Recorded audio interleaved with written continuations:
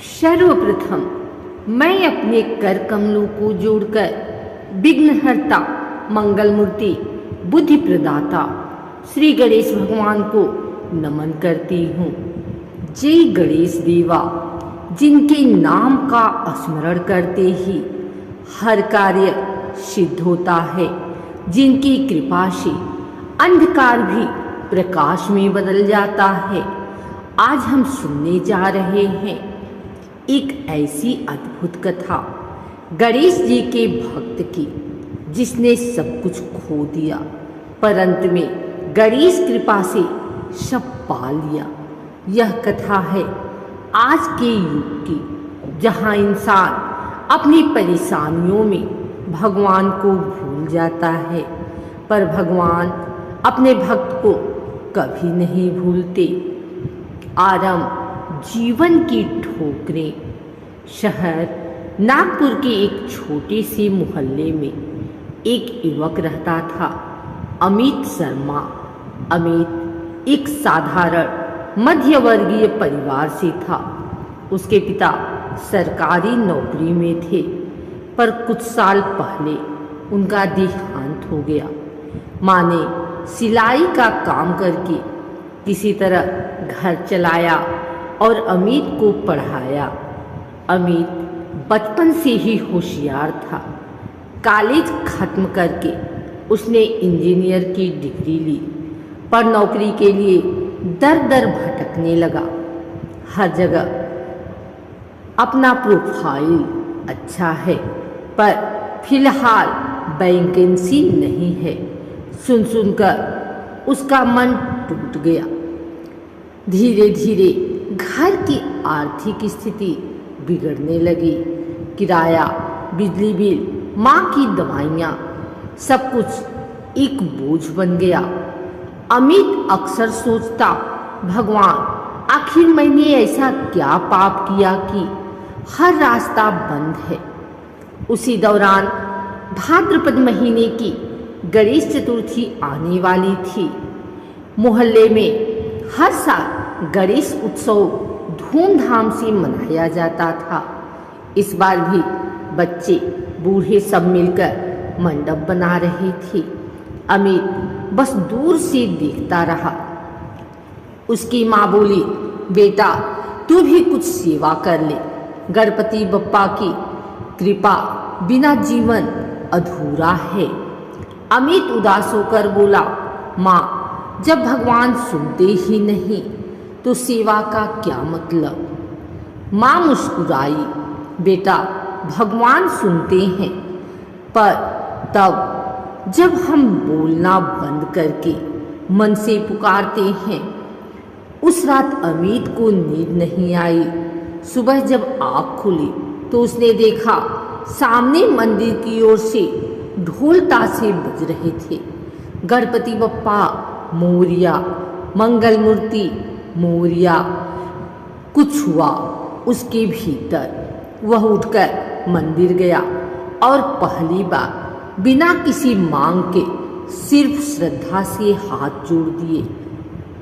अमित रोज सुबह मंदिर जाने लगा।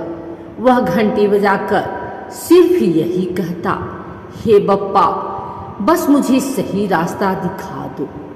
कुछ दिन बाद मंडप के सजावट प्रभारी बीकी राव ने उससे कहा, अमित तू खाली है ना, आजा थोड़ी मदद कर ले।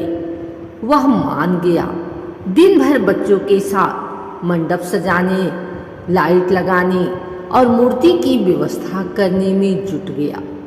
पहली बार उसके चेहरे पर मुस्कान लौटी।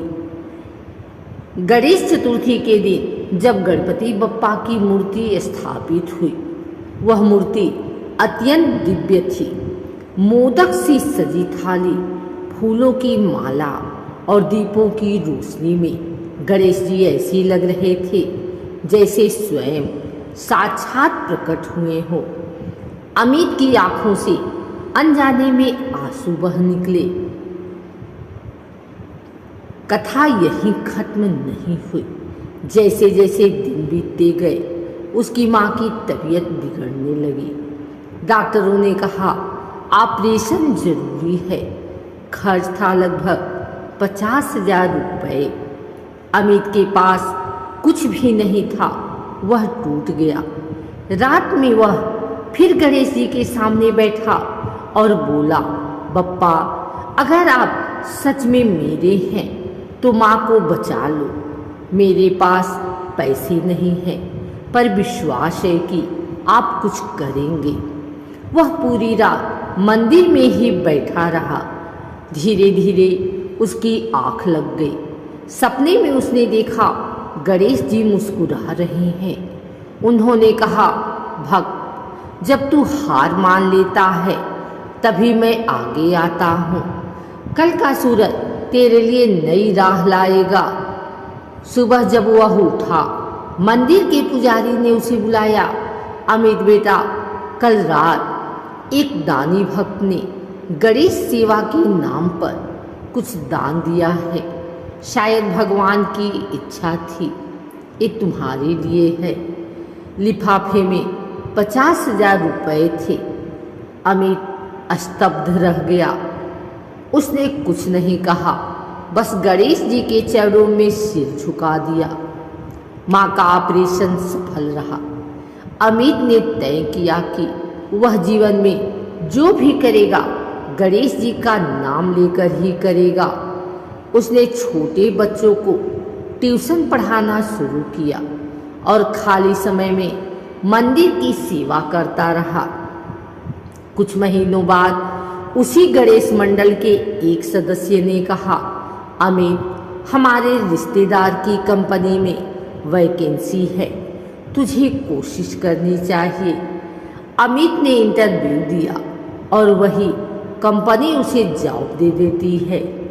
जब वह पहली सैलरी लेकर आया तो माँ के साथ सीधा गणेश मंदिर गया और कहा, बप्पा, ये सब आपकी देन है। पर कथा यही खत्म नहीं हुई। 1 साल बाद कंपनी में भारी आर्थिक संकट आया। कई कर्मचारियों की तरह अमित की नौकरी भी चली गई। लोग कहने लगे, तेरे गणपति ने फिर तेरा साथ छोड़ दिया। पर अमित मुस्कुराया और बोला, गणेश जी कभी किसी का साथ नहीं छोड़ते। शायद अब मुझे कुछ नया करने का संकेत दे रहे हैं। उसने घर से ही हस्त निर्मित गणेश मूर्तियां बनाने का छोटा व्यवसाय शुरू किया। वह हर मूर्ति बनाते समय बप्पा से प्रार्थना करता, हे गणेश जी, यह मूर्ति किसी के घर में सुख और शांति लाए। धीरे धीरे उसकी मूर्तियां प्रसिद्ध होने लगी। लोग कहते, इन मूर्तियों में कुछ अद्भुत शक्ति है। 3 साल बाद अमित का छोटा व्यवसाय एक बड़ी कंपनी में बदल गया। मंगल मूर्ति क्रिएंस। देश भर में उसकी मूर्तियां बिकने लगी। टीवी चैनल तक उसकी कहानी पहुंची। एक बेरोजगार युवक कैसे गणेश भक्ति से सफल उद्योगी बन सकता है। इंटरव्यू में उसने कहा, मैंने कुछ नहीं किया, सब गणेश जी की कृपा है। मैंने बस अपना विश्वास नहीं छोड़ा। हर साल गणेश चतुर्थी पर वह 108 गरीब बच्चों को नए कपड़े और मिठाई बांटता है और हर भक्त से कहता है, कभी हार मत मानो, क्योंकि गणेश जी की कृपा देर से नहीं सही समय पर होती है। प्रिय श्रोतागण, यह थी गणेश जी की अद्भुत कथा, जहाँ एक साधारण युवक ने कठिनाइयों के बीच भी भगवान पर विश्वास नहीं छोड़ा और गणेश जी ने उसे इतना ऊंचा उठा दिया कि वह औरों के लिए प्रेरणा बन गया। कहते हैं, जब भक्त का विश्वास अटल होता है तो भगवान की कृपा अनंत होती है। तो आइए अपने जीवन की हर कठिनाई में याद रखें, विघ्नहर्ता गणेश जी हमेशा हमारे साथ हैं। सभी मिलकर बोलिए गणपति बप्पा मोरिया, मंगल मूर्ति मोरिया।